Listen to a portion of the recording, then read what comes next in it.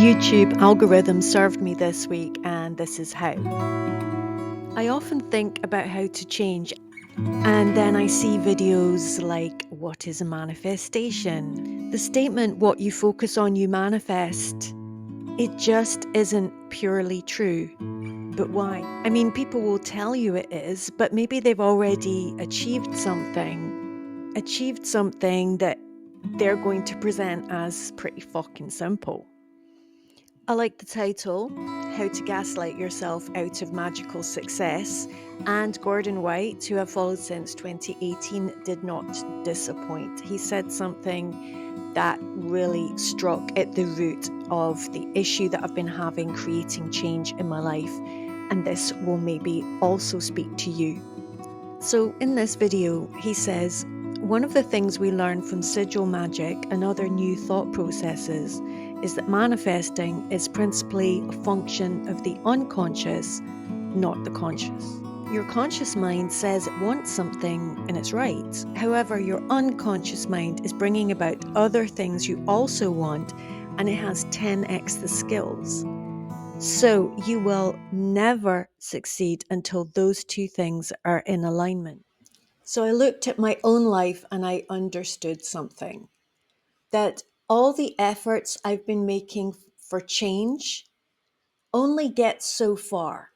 There's a bandwidth setting for my comfort zone in my unconscious that was installed at me in a young age. And I'm pretty sure that that program is saying, you need the validation of your parents. You need to be approved of by people for being useful, for being of service, for being a good parent, for being a good girl, for being responsible, and running after the things that you want just as an individual. Well, no, you will lose us if you do that. And that's running all the time in the back of my mind. And I think that it's something installed in the majority of women. And I am currently in a kind of conflict with that. And inner conflict doesn't do well when you're trying to make progress.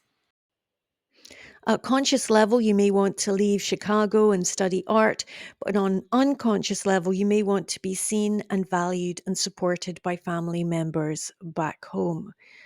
And it all makes sense. That push and pull inside, where you're making efforts, you're focusing on something, you're even acting, but there's some force working against you. What is it doing? And this is the moment where you have to inquire. Next, I watched Scorch Earth Tarot reading for Virgo. I have a Virgo moon.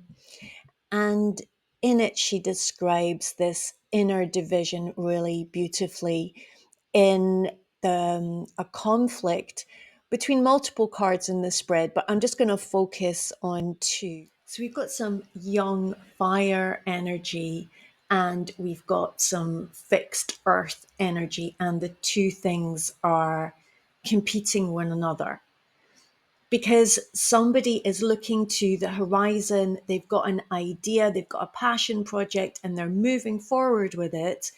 And another part of themselves is holding on to everything that they've already gained, all that validation and approval for being a good girl, for being a teacher, for bringing in money, for looking after your kids, for putting yourself last.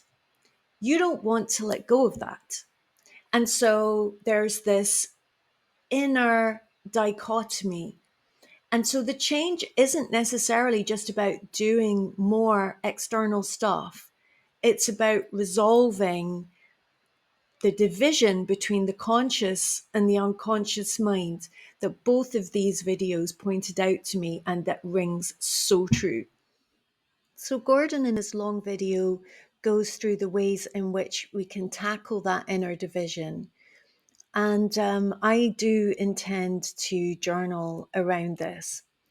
But there's another point to this video, which is how we have this gift. of YouTube where people share thoughts and ideas and expertise, and we have this cross fertilization, and then we have those magic moments. It used to be called the library angel, where you would go into a bookshop or a library and find exactly the book you needed, and sometimes open a page where you find exactly the information you need. And actually there's some great videos by Anthony Peake that speak about this.